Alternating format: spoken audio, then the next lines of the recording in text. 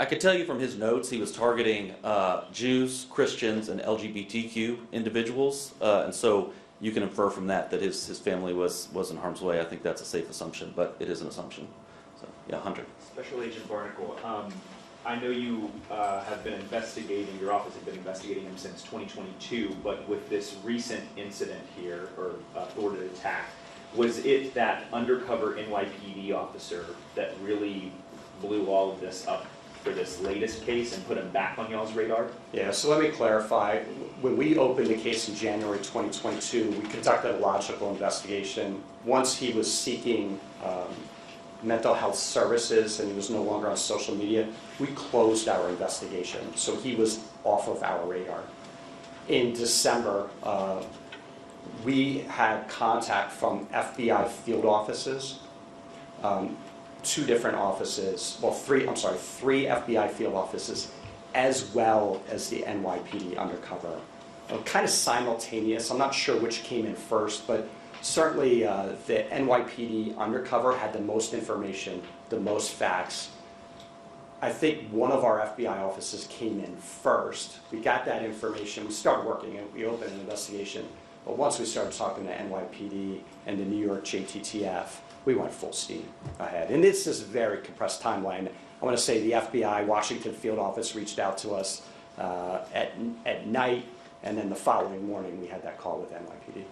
Can you just speak to what you can, how difficult this is to pull this off and thwart an attack like this? Well, the FBI deals with threats every single day. Here in North Carolina, we get hundreds of viable or credible threats to life. And so our agents are really good at mitigating those threats, figuring out if they're credible and if the subject is capable of carrying out that threat. And so we go out and we do an investigation, a logical investigation. We often work with local police departments, and we go out and interview the person that posted different things.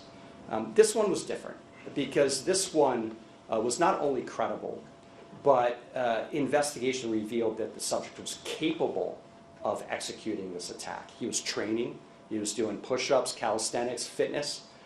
He had stolen both of those knives. He hid them in his residence. His family had actively hid knives and weapons from him. He hid them. He wrote a manifest. He stole 2 hammers out of the storage shed and hid them in his house. He reached out to an undercover and requested guns. So all the different things are lining up that, when your hair stands up on the back of your neck, that's not enough to charge. We still got to conduct an investigation. We still have to work with the U.S. attorney and prosecutors, and we still have to have a federal judge agree that there's probable cause to charge. These things are hard to do, but this is what we do. Chief, I have a question for you, if you don't mind. What is your message to the people of Mint-Hill today? Again, you guys have been going through a lot within your own department, but what is your message to the community of Mint-Hill today? Very clean and simple. Without the collaborative efforts with all the federal local agencies involved, this clearly would have happened. Rest assured that even while you're asleep, law enforcement is still proactively working to keep you safe. I can't put it any clearer than that. Any additional questions? One more question. Yeah. So he was currently working at the Burger King? Yes. Area. From your knowledge, had you heard any type of concerns from employees or anyone in that area where he worked? Were there any type of red flags there as well? I don't know. Not to my knowledge. Okay. Great. Anything else? Well, thank you all. Thank you for covering this, and Happy New Year.